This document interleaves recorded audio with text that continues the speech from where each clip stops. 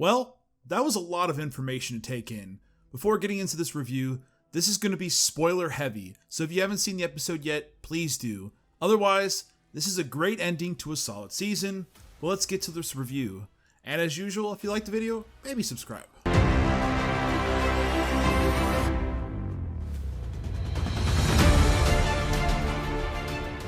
Season 1 of The Mandalorian was a good start to a so far good show. Season 2 would continue and would come to an end with today's season finale episode.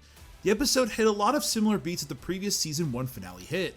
A lot of action, quality spectacle, some good reveals, and plenty of fan service to get fans by for another season.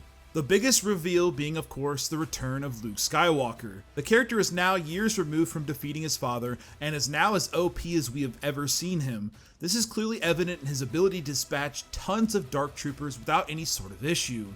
The scene to me was a homage to that of the Rogue One scene with Darth Vader. The biggest issue comes with the uncanny valley elements with Luke Skywalker's face. A body double was used for Mark Hamill and his face was digitally altered, similar to that of Grand Moff Tarkin in Rogue One. The end results are a bit jarring and aren't the best. Still, the moment lasts briefly, and honestly, the emotional payoff of the scene is well worth it.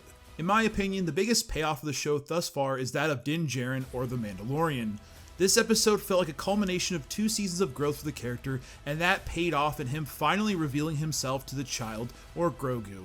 What issues I do have with the episode faded away with the beautiful expression of Din removing his helmet and revealing himself to the room, as well as his pseudo-son.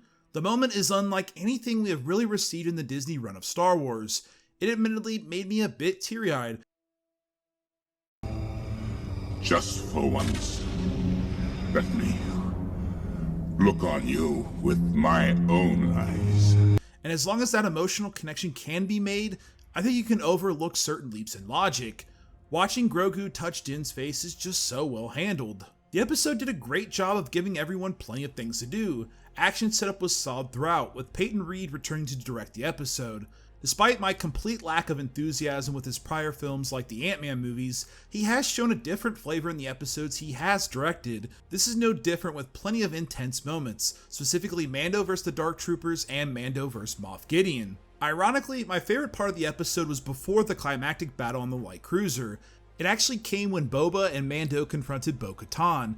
The references to the Clone Wars, Mandalore, the fact Bo-Katan knew that Boba Fett was a clone. I've heard your voice thousands of times. And the brief skirmish show that, as established in the Clone Wars and Rebels, that despite wearing the same suit of armor, the politics are much different. You are a disgrace to your armor.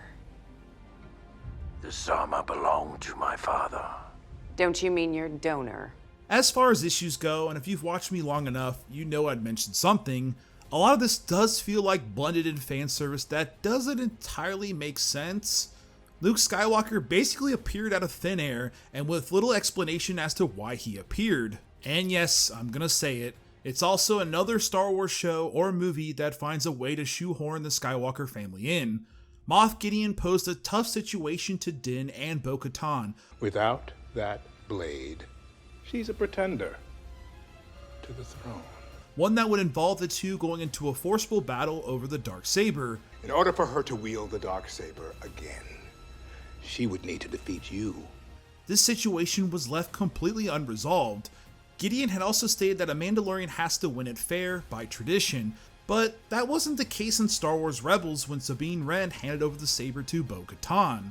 Now I understand why the saber came to me. It came to me so I could pass it to you. These are minor nitpicks, I know, relax.